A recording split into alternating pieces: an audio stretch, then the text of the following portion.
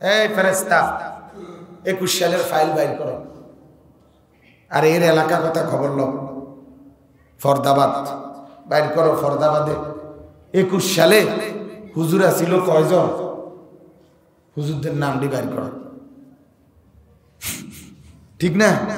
তখন আপনারা যখন হুজুরদের নাম বলবে তখন দেখবেন যে ওইখানে ফেরেশতা আমার নামও পড়বে। পড়বে না? পড়বে কিনা বলেন না কেন? এরপরে বলবে ফেরেশতা বলবে, হুজুর রব্বুল আলামিন 21 সালের 12ই ফেব্রুয়ারি শুক্রবার দিন এই ফরদাবাদ বাজার মসজিদের এই হুজুর ইমামতি করছে, উনি স্পষ্টভাবে কথাগুলো বলছিল। পরে জিজ্ঞান হয় শুনছেন? সে তখন কি বলবে?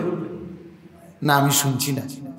নাকি শুনছি না? এটা একটা ফিডাতে দিব, তখন মাথার তুললে একটা আছাড় দিলে ফেরেশতা কি রে বেটা, মৃত্যু জীবন ভর মিথ্যা কথা কইয়া কইয়া অভ্যাস খারাপ হয়ে গেছে। হ্যাঁ না, হাসনের মাঠ হয়েছে বাটপারি করতে, সিটারি সব জায়গায় বলবে কি না? বলে তো কি বলবে না? কি বলবে? আমি জানি নাই, আমি বুঝি নাই। কেন বুঝো নাই? কেন বুঝো নাই? হুজুর কি ইংরেজি বলছিল? বোঝো নাই কেন? হুজুর কি আরবি বলছিল সব কথা? বোঝো নাই কেন? কেন শোনো নাই? কেন পাও নাই? তার মানে হতাশা ছাড়া আর কোনো ওজোর থাকবে না, কিছু ওজোর নেই। আজ 12 ফেব্রুয়ারি 2021 রোজ শুক্রবার ফরদাবাদ বাজার জামে মসজিদে জুমার নামাজ জামাতের সাথে আদায় করবার উদ্দেশ্যে আল্লাহ তাআলা আমাদেরকে আসবার বসবার তৌফিক দান করেছেন। এজন্য সকলেই বলি আলহামদুলিল্লাহ। কোরআনুল কারীমের সূরা মুমিনুন থেকে একজন জান্নাতি মুমিনের 7টি গুণ,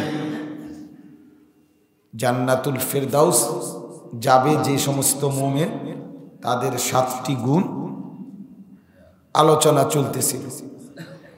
আজকে 4র্থ নম্বর গুণ সম্পর্কে আলোচনা।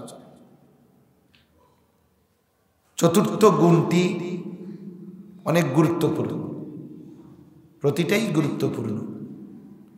4র্থ গুণটি বলতে গিয়ে আল্লাহ পাক রব্বুল আলামিন 3টা আয়াত ব্যবহার করছে। আগের গুণ 3টা 3 আয়াতে বলছে, আল্লাযীনা হুম ফি সালাতিহিম খাশিউন, জান্নাতি মুমিন তারা যারা নামাজ পড়ে খুশুয়ের সাথে। আল্লাযীনা হুম আনিল লাগবি মুরিদুন, জান্নাতি মুমিন তারা যারা যাবতীয় অনর্থক কথা ও কাজ থেকে নিজেকে বিরত রাখে। আল্লাযীনা হুম লিয-যাকাতি ফাঈলুন, জান্নাতি মুমিন তারা যারা নিয়মিত যাকাত আদায় করে অথবা যারা নিজের অন্তরকে পরিশুদ্ধ করে গুনাহ থেকে মুক্ত করে। তাইলে এই 3টা গুণ 3টা আয়াত, কিন্তু 4র্থ নম্বর গুণের কথা বলতে গিয়ে এই একটা গুণ বলতে গিয়ে 3টা আয়াত ব্যবহার করছে। ওখানে 3 গুণের জন্য কয়টা আয়াত হয়েছে? একটা করে আয়াত। আর 4র্থ নম্বর গুণটি বলতে 3টি আয়াত ব্যবহার করছে।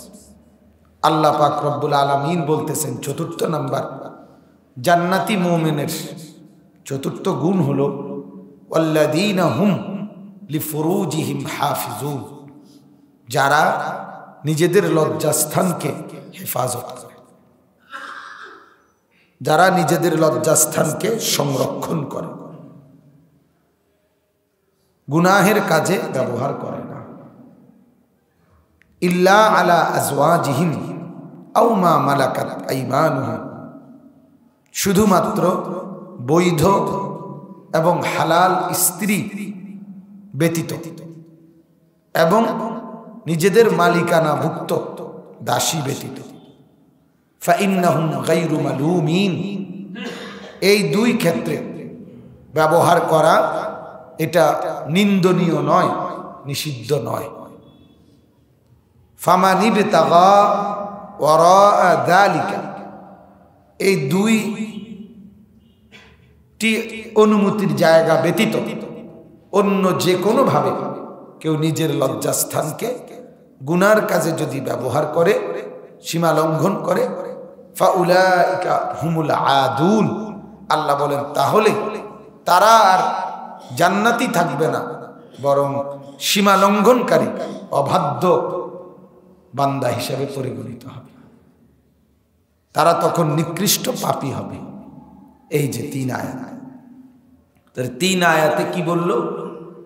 আল্লাহ পাক রব্বুল আলামিন বললেন জান্নাতুল ফিরদাউস যাবে এমন বান্দা তারা যারা নিজেদের লজ্জাস্থানকে হেফাজত করে,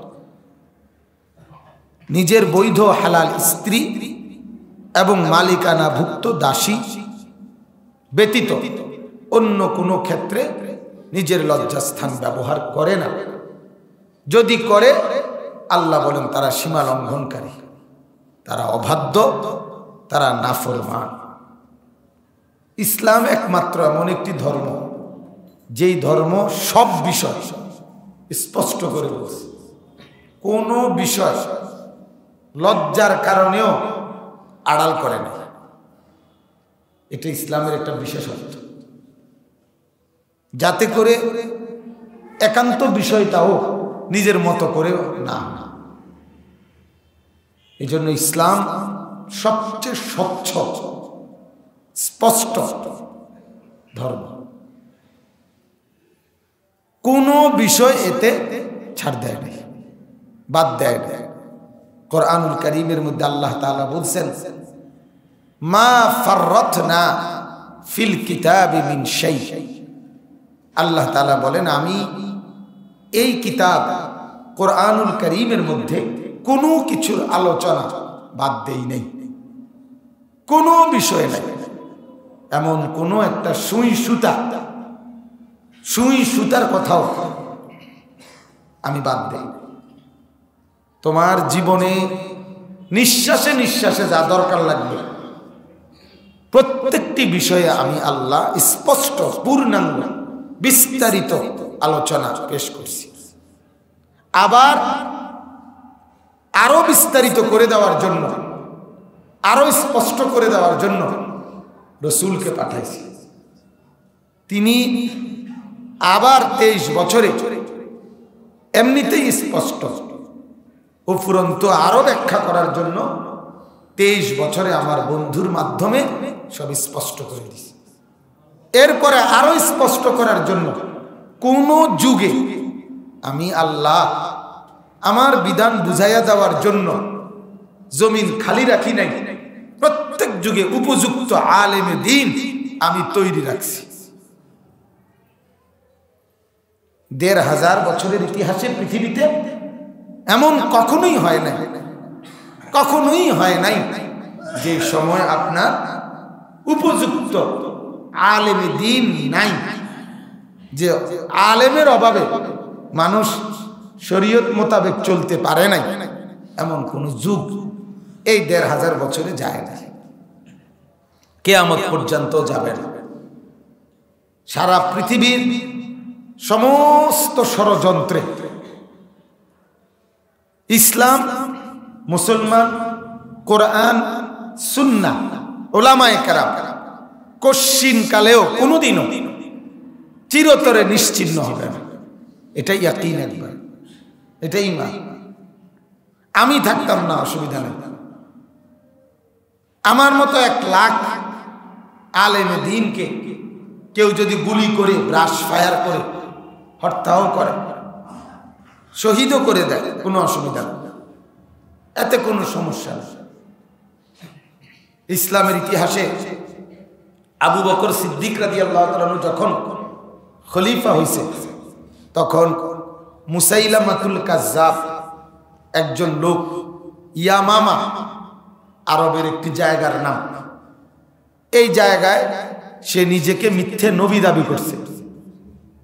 এই মিথ্যুক নবী দাবিদারের বিরুদ্ধে আবু বকর সিদ্দিক রাদিয়াল্লাহু তাআলা আনহুর জামানায় সাহাবায়ে কেরাম যুদ্ধ করছে এবং ওই যুদ্ধে এতটা দুর্ধর্ষ যুদ্ধ হয়েছে, প্রায় 1200 থেকে 1400 সাহাবী শুধু ওই যুদ্ধেই তার বিরুদ্ধে লড়াই করতে গিয়ে শাহাদাত বরণ করছে।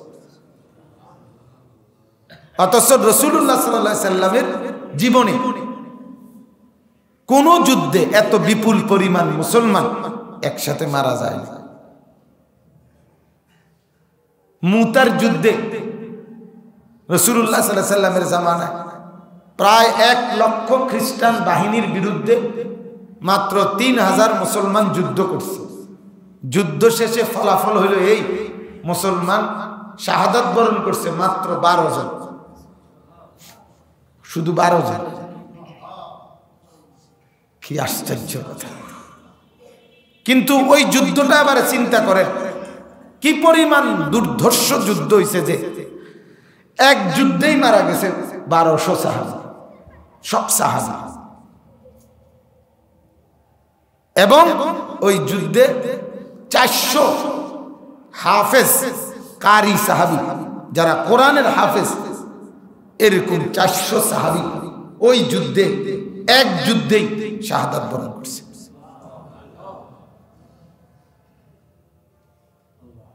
এরপরে বহুজন মন্তব্য করছে যে হায়, এইভাবে যদি আর 2-4টা যুদ্ধ হয় তাইলে তো কোরআন পড়নেওয়ালা নিশ্চিহ্ন হয়ে যাবে। আল্লাহ পাক রব্বুল আলামিন যুদ্ধ এরপরেও হয়েছে, কিন্তু ইসলাম, মুসলমান, হাফেজে কোরআন, আলেমে দ্বীন কখনোই কোনো আমলে কমে নাই। পর্যাপ্ত ব্যবস্থাপনা আল্লাহ তাআলা রাখছে। এজন্য আমার বলার উদ্দেশ্য হলো এই কথাটা যে ইসলাম একদম বিস্তারিত, পূর্ণাঙ্গ। এর কোনো কিছু বুঝাইবার জন্য আল্লাহ তাআলা অক্ষরে অক্ষরে বুঝাইয়া বলার জন্য যুগে যুগে আল্লাহ তাআলা ব্যবস্থাপনা রাখছে, নবীদের মাধ্যমে, কিতাবের মাধ্যমে, পরবর্তীতে উলামায়ে কেরামের মাধ্যমে। এজন্য কোনো একটা জামানা বুঝের অভাবে যে আমি না জানার কারণে, না বুঝার কারণে আমি আমল করতে পারি নাই, এই কথা হাসরের ময়দানে বলার সুযোগ নাই। না জানার কারণে আপনি আমল করেন নাই, আল্লাহ পাক জিজ্ঞাসা করবে কেন জানো নাই, এটার যুক্তিটা কি আমার কাছে বল। আল্লাহ আমি হুজুর পাই নাই, আল্লাহ তাআলা বলবে ফেরেশতাদেরকে, এই ফেরেশতা 21 সালের ফাইল বাইর করো, আর এর এলাকা কথা খবর লও, ফরদাবাদ বাইর করো। ফরদাবাদে 21 সালে হুজুরা ছিল কয়জন, হুজুরদের নামটি বাইর করো। ঠিক না? তখন আপনারা যখন হুজুরদের নাম বলবে তখন দেখবেন যে ওইখানে ফেরেশতা আমার নামও পড়বে, পড়বে না? পড়বে কিনা বলেন না কেন? এরপরে বলবে ফেরেশতা বলবে হুজুর রব্বুল আলামিন 21 সালের 12ই ফেব্রুয়ারি শুক্রবার দিন এই ফরদাবাদ বাজার মসজিদের এই হুজুর ইমামতি করছে, উনি স্পষ্টভাবে কথাগুলো বলছিল, পরে জিজ্ঞান হয় শুনছি, সে তখন কি বলবে? না আমি শুনছি না, নাকি শুনছি না, এটা একটা ফিডাতে দিব, তখন মাথার তুললে একটা আছাড় দিলে ফেরেশতা কি রে বেটা, মৃত্যু জীবন বড় মিথ্যা কথা কইয়া কইয়া অভ্যাস খারাপ হয়ে গেছে। হ্যাঁ, হাসরের মাঠ হয়েছে বাটপারি করতে, সিটারি সব জায়গায় বলবে কি না বলে? তো কি বলবে না, কি বলবে? আমি জানি নাই, আমি বুঝি নাই। কেন বুঝো নাই? কেন বুঝো নাই? হুজুর কি ইংরেজি বলছিল? বোঝো নাই কেন? হুজুর কি আরবি বলছিল? সব কথা বোঝো নাই কেন? কেন শোনো নাই, কেন পাও নাই? তার মানে হতাশা ছাড়া আর কোনো ওজোর থাকবে না, কিছু ওজোর নেই। আল্লাহর কথা, আল্লাহ তাআলা কোরআনুল কারীমের মধ্যে আল্লাহ এটা বলছেন, আমি পর্যাপ্ত। কাইফা তাকফুরুনা, কিভাবে আল্লাহর আয়াতের নাফরমানি তোমরা করছো, অথচ তোমাদের সামনে প্রতিনিয়ত আমার কোরআন পড়া হয়েছে। ওয়াফিকুম রাসূলুহু, আর তোমাদের মাঝে আমার রাসূল, আমার প্রেরিত মনোনীত ব্যক্তিরা সর্বযুগে ছিল, তারপরও কেমনে নাফরমানি করছো বলবে আল্লাহ। কাজেই এই কথাটা মনে রাখেন যে ইসলাম মোতাবেক, আল্লাহর হুকুম মোতাবেক কেন চলতে পারলেন না, এই কথাটার বিকল্প আপনি কোনো যুক্তি দেখাইতে পারবেন না। হাসরের ময়দানে আপনি কোনো যুক্তি পেশ করতে পারবেন না। যুক্তি শুধু একটাই, আল্লাহ শয়তানের কাছে পরাজিত হয়েছে, শয়তানের কাছে পরাজিত। অথচ আল্লাহ তাআলা তখন বলবে, শয়তানের চাইতে চক্রান্তকারীর মধ্যে সবচেয়ে দুর্বল আমি বানাইছিলাম শয়তানকে। শুধু আউযু বিল্লাহি মিনাশ শাইতানির রাজিম বললেই আমি শয়তানকে তাড়ায় দিতাম, শুধু আয়াতুল কুরসি পড়লেই আমি শয়তানকে তাড়ায় দিতাম। তাহলে শয়তানকে তাড়াইবার বুদ্ধিও তো আমি বলছি, তো তুমি সেই পদ্ধতি প্রয়োগ করলে না কেন? কেন প্রয়োগ করলে না? শয়তানকে তাড়াবার কোরআনুল কারীমের বর্ণনা দ্বারা এ কথা স্পষ্ট বোঝা যায়, এক নারীর বুদ্ধির চাইতে শয়তানের বুদ্ধি দুর্বল। কোরআনের বক্তব্য, নারীর বুদ্ধি ভয়ঙ্কর, নারীর কুটচাল ভয়ঙ্কর, আর শয়তানেরটা আল্লাহ বলছে দাঈফ, ইন্না কাইদাশ শাইতানি দাঈফ, দুর্বল। এটা আর নারীরটা বলছে ইন্না কাইদা কুন্না আযীম, নারীর চক্রান্ত ভারী মারাত্মক।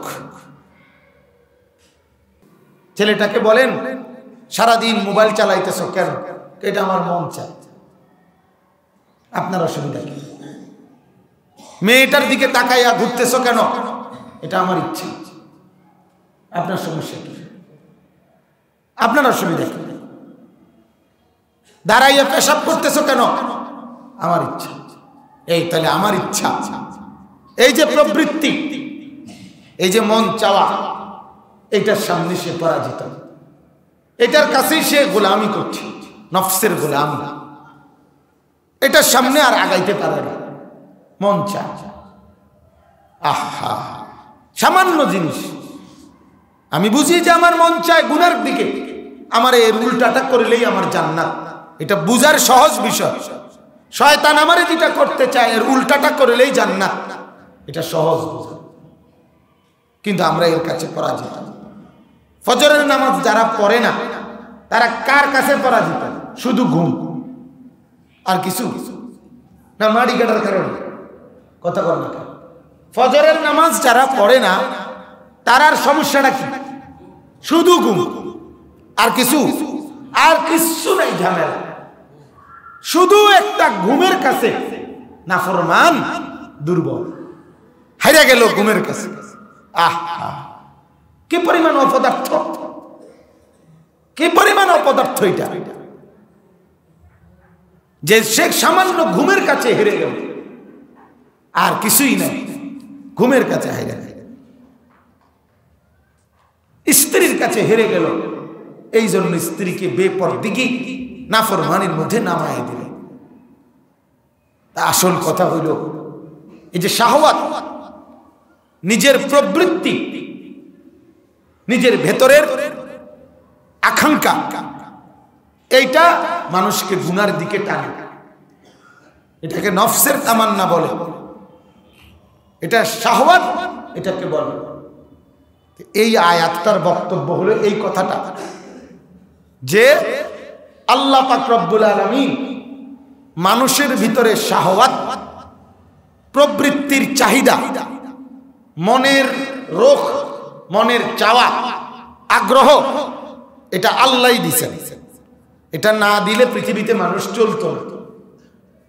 এক মার দিলে যদি তার বাচ্চার প্রতি আগ্রহ না দিতেন, আল্লাহ না দিতেন, তো মা এই বাচ্চাটাকে আদর করত। এক বাবার দিলে যদি বাচ্চাটার জন্য মায়া না দিতেন আল্লাহ, তাহলে বাবা এই বাচ্চার জন্য জান বাজি রাখতো না। এক স্বামীর দিলে স্ত্রীর প্রতি মহব্বত যদি আল্লাহ না দিতেন, আকর্ষণ, তো এটা কোনো মজা হইতো না। এক স্ত্রীর মধ্যে যদি স্বামীর প্রতি আগ্রহ আল্লাহ না দিতেন, তাইলে কোনো মজাই হইতো না। তার শাহওয়াত, প্রবৃত্তি, দিলের আকাঙ্ক্ষা, মনের ঝোঁক, কামনা, বাসনা, এটা আল্লাহর দান। কার দেওয়া বলে? তাহলে যেহেতু যে এটা আল্লাহর দেওয়া, এটার ব্যবহার বিধিও আল্লাহ বলে দিয়েছে। কথা বুঝছেন নি? আমাদের ভিতরে এই প্রবৃত্তি, এটা দিছে কে? আল্লাহ। যেহেতু তিনি দিছেন, তিনি এটার ব্যবহার বিধিও কি করে দিয়েছেন? বলে দিয়েছেন। তাহলে এই যৌন শাহওয়াত, নিজের ভিতরে এই শাহওয়াতটা, নারীর প্রতি আকর্ষণ, এটা আল্লাহর দেওয়া, এটা আল্লাহ পাক প্রদত্ত। এটা কোরআনুল কারীমে আল্লাহ তাআলা স্পষ্ট বলছেন, যুয়্যিনা লিন-নাস হুব্বুশ শাহওয়াত। আল্লাহ বলেন প্রতিটা মানুষের জন্য দুনিয়াতে কিছু জিনিসকে আমি আকাঙ্ক্ষার বস্তু, তার আকর্ষণের বস্তু, তার আগ্রহের বস্তু বানিয়ে দিয়েছি, আমিই করছি। কি কি? এক নাম্বার হলো মিনান নিসা, এক নাম্বার হলো নারী। নারীর প্রতি আকর্ষণ, নারীর প্রতি মনের কামনা বাসনা, আল্লাহ বলেন এটা আমি দিয়েছি, এটা আমি বুঝিয়েই দিছি।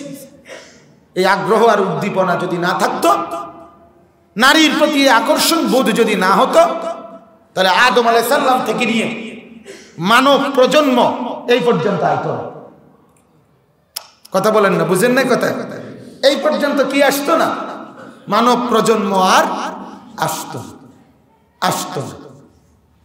হ্যাঁ, কিন্তু আল্লাহ তাআলা বলেন এই আগ্রহ উদ্দীপনা আমি দিছি, আমি দিয়েছি। আকর্ষণ মিনান নিসা ওয়াল বানিন, সন্তানাদির প্রতি আকর্ষণ আমি দিছি। কেউ পৃথিবীতে যত টাকা পয়সা রোজগার করে, কামাই করে, কেউই শুধু নিজের জন্য করে না। কয় যে আমার বিবি বাচ্চা সংসার আছে, সবার ভালোর জন্য চিন্তা করেই কষ্টটা করিয়ে। নাইলে আপনার 3 তলা বিল্ডিং এর দরকার কি? 3-5 তলার ফাউন্ডেশনের দরকার কি? আপনি একা থাকতে কি 5 তলা লাগে? কথা বলেন না? না, বিবি বাচ্চা আছে, নাতি নাতনি আছে, ভবিষ্যতে যারা তাতে আরামসে চলতে পারে, এই জন্য করি। আপনি থাকতে খাট একটাই যথেষ্ট, 3টা খাট কেন? আমার যে আরো সংসার আছে। আপনি বসতে একটা চেয়ারই যথেষ্ট, 6টা চেয়ার কেন? আমার যে আরো ফ্যামিলির সদস্য আছে। আপনি খাইতে একটা প্লেট যথেষ্ট, আরো এতগুলো প্লেট চামচ কেন? আমার যে আরো সদস্য আছে। তাহলে প্রতিটা মানুষ সন্তানাদি, পরিবার পরিজনের প্রতি এই আগ্রহ, এটা আল্লাহ তাআলা বলেন আমি দিয়েছি। ওয়াল কানাতিরিল মুকান্তারাতি মিনাদ যাহাবি ওয়াল ফিদ্দা, এবং স্বর্ণ রৌপ্য মাল সম্পদ উপার্জন করার আগ্রহ, আল্লাহ বলেন এটা আমি দিছি। আমি যদি না দিতাম তাইলে সে করত। সম্পদ উপার্জনের আগ্রহে মানুষ মাটি কাটে, সম্পদ উপার্জনের আগ্রহে মানুষ রড ফ্যাক্টরিতে কাজ করে। রড ফ্যাক্টরির ভিতরটা আর জাহান্নামটা একই রকম। এই পরিমাণ বিভৎস গরম, এই পরিমাণ আগুন, কিন্তু মানুষ অগণিত আল্লাহর বান্দা সেখানেও তো কাজ করতেছে কিনা বলে? আমাদের নিমসার বাজার, ঢাকা চিটাগাং রোডে সব সময় দেখি রাতের 2:30টা 3টা তরকারি যে উঠাইতেছে নামাইতেছে সব সময় এখানে এই টাইমে মাহফিল থেকে আসলে জ্যাম থাকে গাড়ির পিকআপ। কি পরিমাণ একটা শিক্ষার এটার মধ্যে, হাসরের মাঠের মতো ব্যস্ত। অথচ রাত বাজে 3টা, যে সময় সব নীরব থাকার কথা, এই সময় তরকারি উঠাইতেছে নামাইতেছে। এই যে চিৎকার, এই মানুষগুলো ঠান্ডা শীত কুয়াশার মধ্যে, কনকনে ঠান্ডার মধ্যে এই মানুষগুলো উপার্জন করতেছে। আল্লাহ তাআলা বলেন এই আগ্রহ আমি দিছি। কে দিছে? আল্লাহ। ওয়াল খাইলিল মুসাওয়ামা, যানবাহনে উঠা নামা কিনা, এটার প্রতি আগ্রহ আমি দিছি। প্রত্যেকেই চায় একটু ভালো কিছু গাড়ি কিনি, আরেকটু ভালো গাড়িতে চলি, আরেকটু ভালো বাহনে চলি, ঠিক না বলেন? সামর্থ্যের আলোকে কেউ অটোতে ওঠে, কেউ সিএনজিতে ওঠে, কেউ প্রাইভেট কারে ওঠে, কেউ আরেকটু ভালো কিছুতে ওঠে। প্রাইভেট কারের মধ্যে সামর্থ্যের আলোকে প্রাইভেট কারের দাম বেশি কম হয়, কেউ আরো ভালো গাড়ি চায়, আরো ভালো গাড়ি চায়। আজকে আমি বলতেছি, আজকে বসতে বসতে যে আমার কাছে মনে হয়েছে যে আমার যে বাসায় আমার যে দূর আরামের ব্যবস্থাপনা দরকার, আমার বিবেচনায় এখন আমার গাড়িতে আমার এর চাইতে বেশি আরামের ব্যবস্থাপনা দরকার বাসার চাইতে। কেন? আমার জিন্দেগির হায়াতের 24 ঘন্টা আমার মনে হয় 12-14 ঘন্টা আমার গাড়িতেই ব্যয় হয়। এটাই আমার এখানে কম্বল আছে, বালতি আছে, পানির ব্যবস্থা আছে, গ্লাস আছে, মগ আছে, ছোট বক্স আছে, মানে এটা ছোটখাটো একটা ফ্যামিলি সোজা কথা। এটার মধ্যে আমি গেঞ্জি বদলাই, জামা পাল্টাই, টুপি বদলাই, এরপরে দিয়ে আপনার সব কিছু এটার ভিতরে। তাহলে এটা আরো কমফোর্টেবল, আরো আরামদায়ক দরকার, কারণ আমার বেশি সময় এটার মধ্যে ব্যয় হয়। কথার কথা বুঝাইলাম, এই যানবাহনের প্রতি আগ্রহ আল্লাহ বলেন এটা আমার দেওয়া। ওয়াল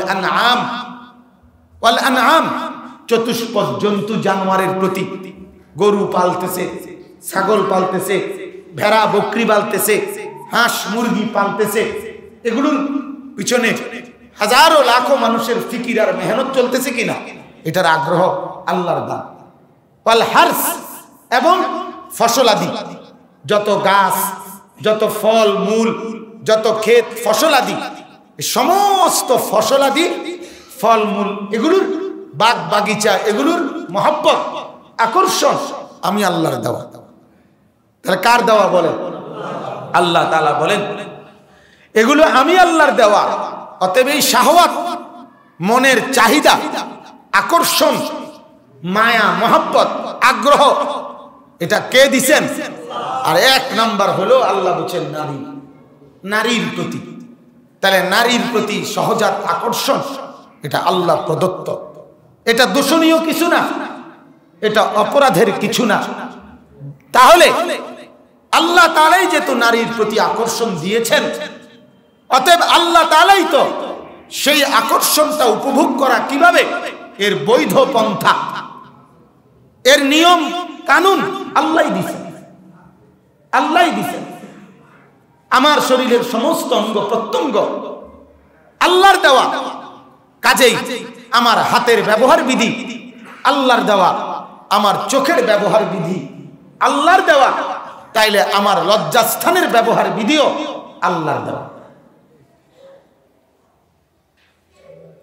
আল্লাহর দেওয়া। আল্লাহ পাক রব্বুল আলামিন বলেন সেটাই আমি তোমাদের জন্য বলে দিছি, সেটাই আমি বলে দিছি।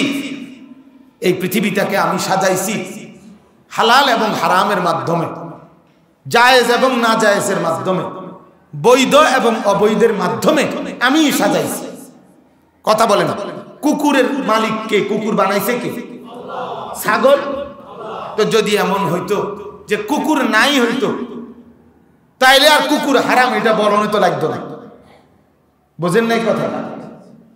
আল্লাহ তাআলা বলেন না তো তাইলে আমি পরীক্ষা করবো কি দিয়া?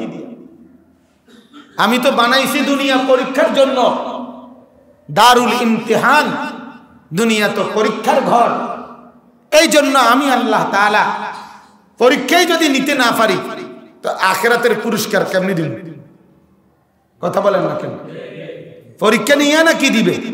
পুরস্কার দিবে। এই জন্য আমি এখানে হালালও রাখছি, হারামও রাখছি।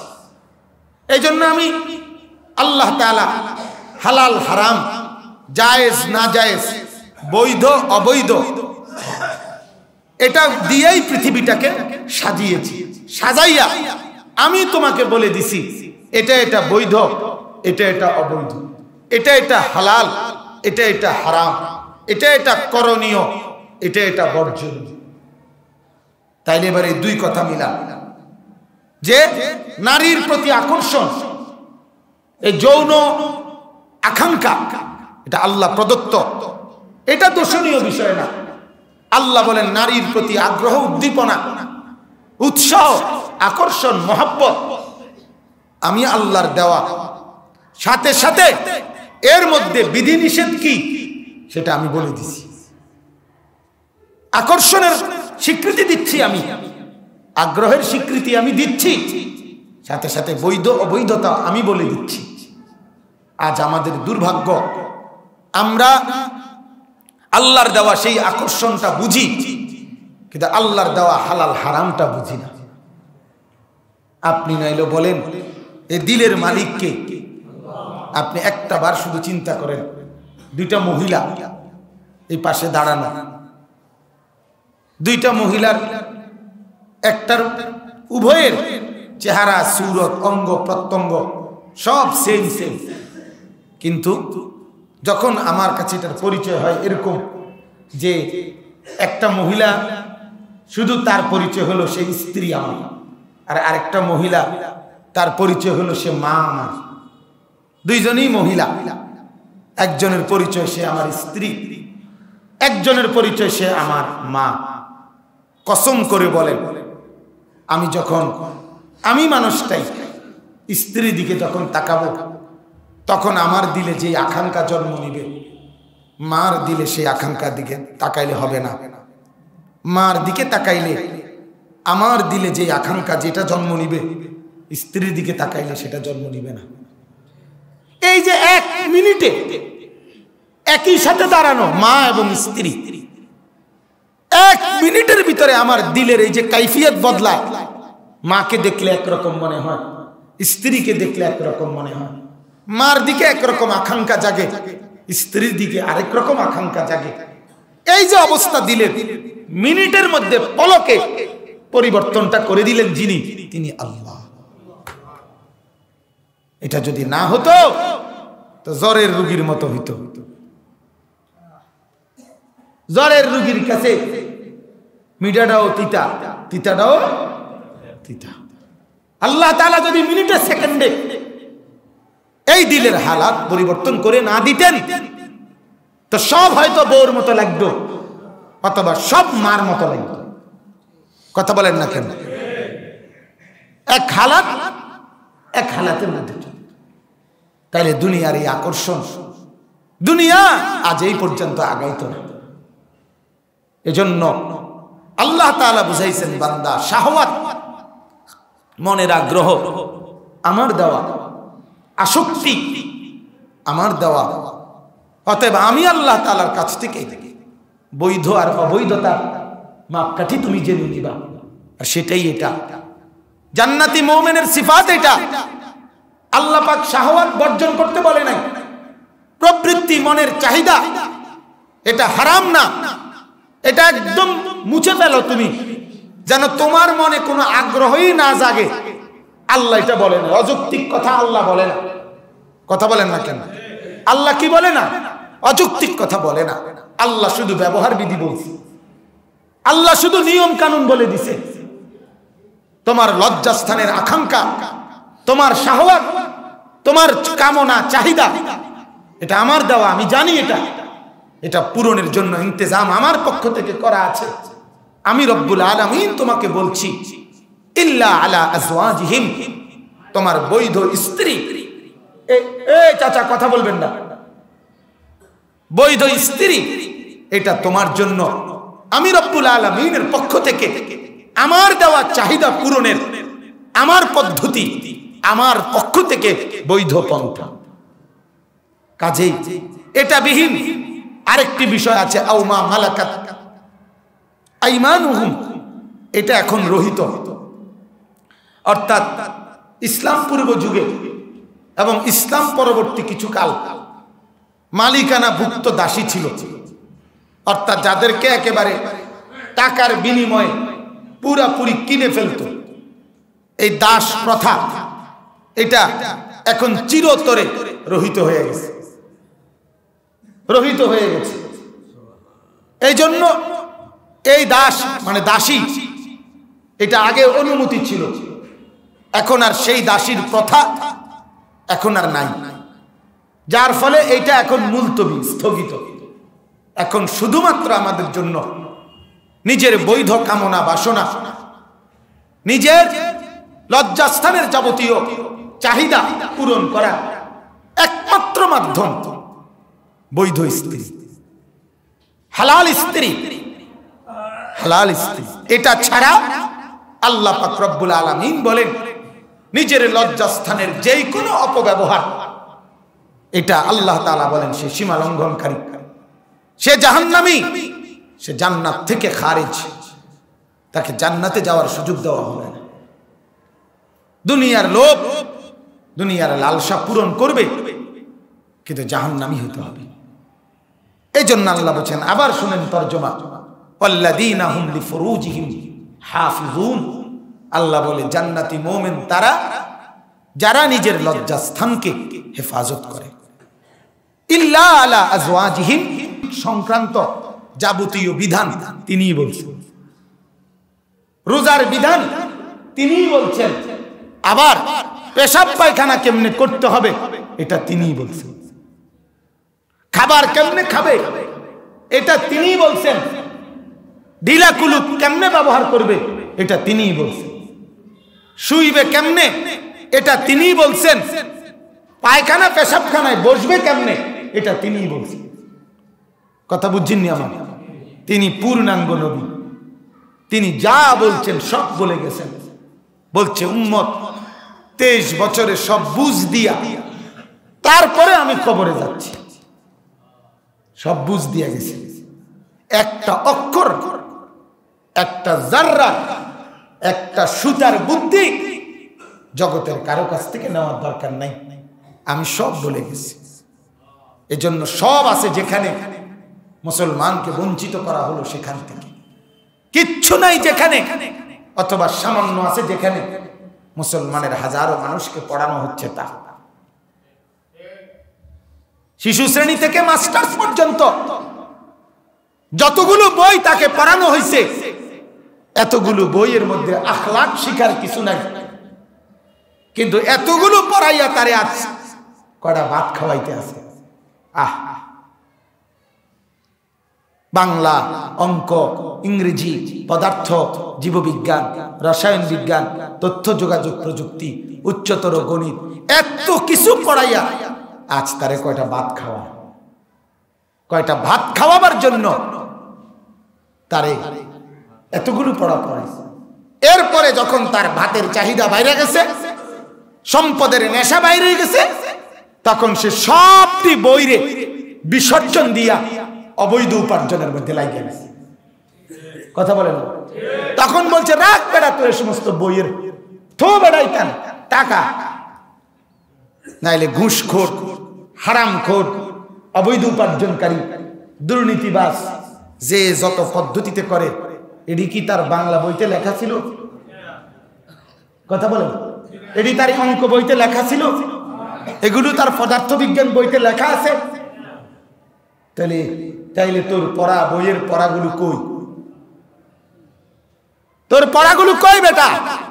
এফসিবিএস ডাক্তার তুই মহিলা ডাক্তার এফসিবিএস, তুই পুরা ক্লিনিক ডায়াগনস্টিক সেন্টারের বিশাল বড় হসপিটালের মালিক, তুই কেমনে করোনার রোগী পজিটিভ নেগেটিভ বানায় দাও, নেগেটিভ পজিটিভ বানায় দাও, রক্ত না দিয়া রিপোর্ট দিয়ে দাও।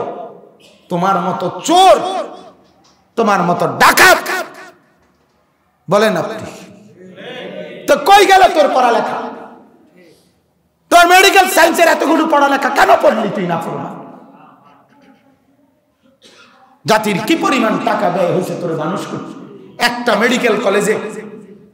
মেডিকেল কলেজে সন্তানের পিছনে, ছেলে পেলের পিছনে রাষ্ট্রের যত টাকা ব্যয় হয়, গোটা বাংলাদেশের সবগুলো কওমি মাদ্রাসায় সরকারের এর 1 কোটি ভাগের 1 ভাগ টাকাও খরচ হয়। তাহলে তোকে মানুষ করতে গিয়ে আমার ট্যাক্সের টাকাও আছে না? কথা বলেন। আমার মোবাইল থেকে ভ্যাট কাটে না? কথা বলেন। আমি যখন কথা বলি আমার মোবাইলের টাকা থেকে কাটে কি না বলেন না? তোরে মানুষ করতে গিয়ে আমার টাকাও তো আছে। তুই কি করবি? একটা ইঞ্জিনিয়ার বানাইতে পরিবার সহ, রাষ্ট্রের সহ কি পরিমাণ সম্পদ ব্যয় হয়েছে। আজ বিনিময় তো রডের জায়গায় বাঁশ ঢুকাই দিছে। কেন করলি এটা? কেন কর?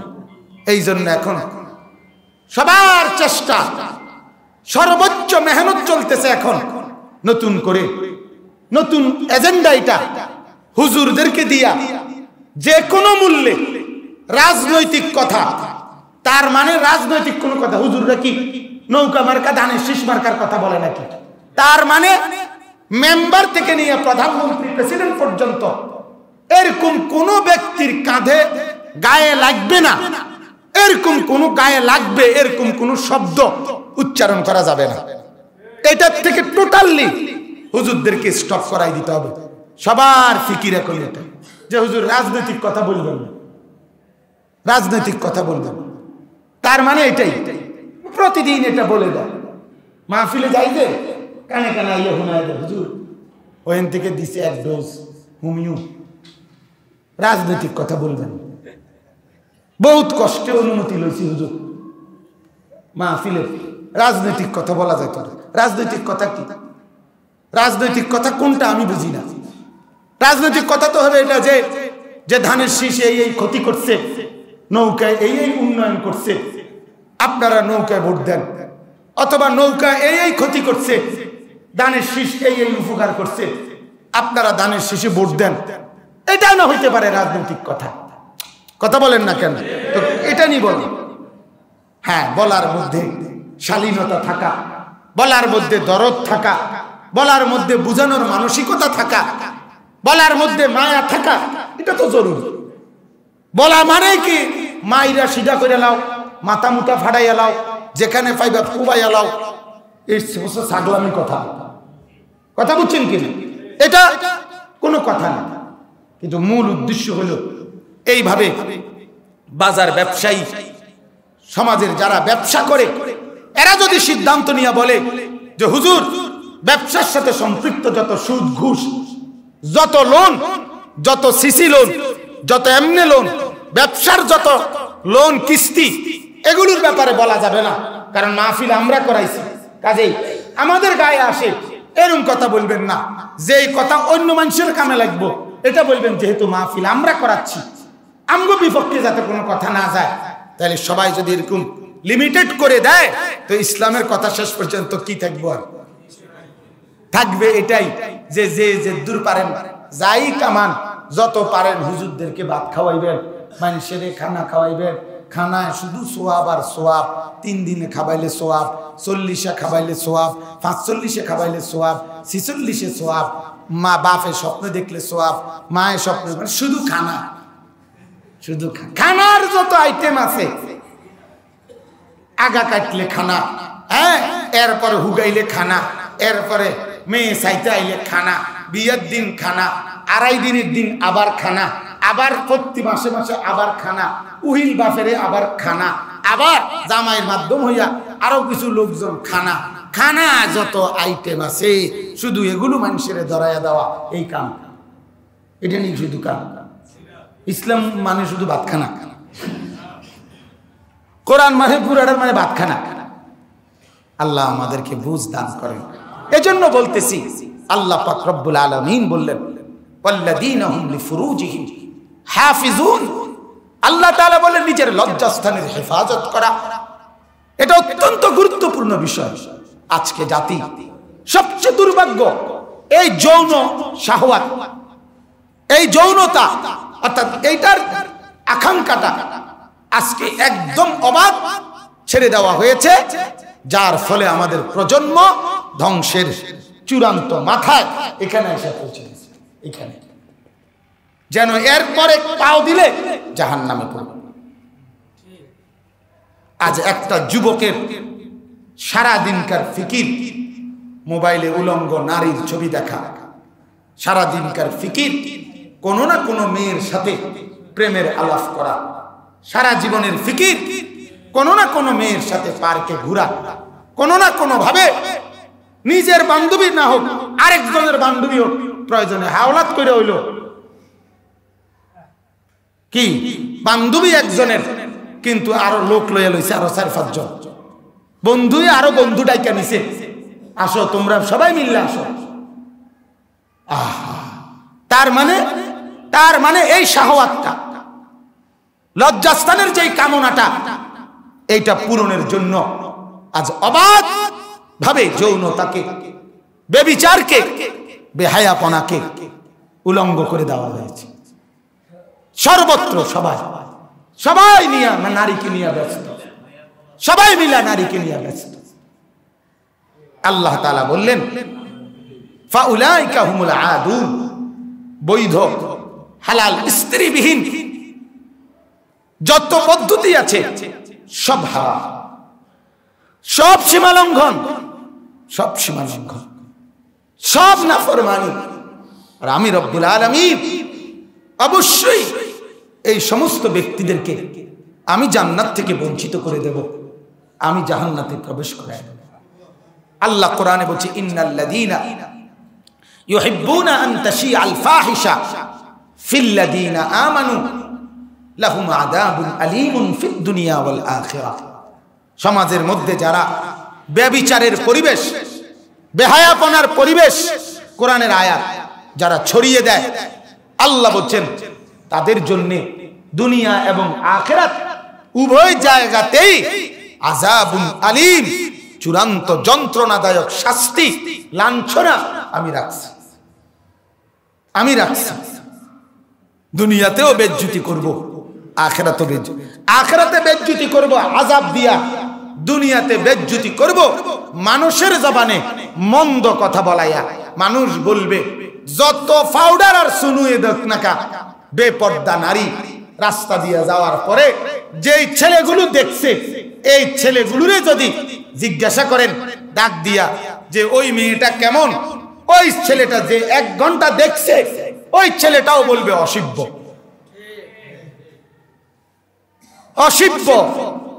যদি বলেন যুবক তুমি কা অসভ্য কও, তুমি তো চাইছো, তোমার তো উপকার হয়েছে, তুমি কদ্দুর বালা কও, আমি চাইছি তো অসভ্য দেখে, ভালো হইলে কে চাইতাম, কথা বলেন না কেন? বেয়াদব দেখেই তো চাইতে আসছি, ভালো হইলে কে আমি চাইতাম। তাইলে বেয়াদবকে, বেহায়াকে, নির্লজ্জকে মানুষ পশ্চাতেও নির্লজ্জই বলে, দিনদার বলে না। সুদখোরের বাড়ি 10 তলা হোক, মানুষ পশ্চাতে সুদখোরেই বলে, হারামখোরেই বলে, জোনায়েদ বাগদাদি বলে না। কথা বলেন না কেন? বেহায়া বেপর্দা নারীকে মানুষ পশ্চাতে বেহায়াই বলে, রাবেয়া বসরি বলে না, রাবেয়া বসরি বলে। হ্যাঁ, এটা মনে রাখো যুবক, গুনার মধ্যে ডুবে আছো যারা, তোমারে দুনিয়ার কেউ ভালো বলে না, তোমারে লম্পটই বলে, তোমারে দুশ্চরিত্রই বলে, ভালো বলে না কেউ।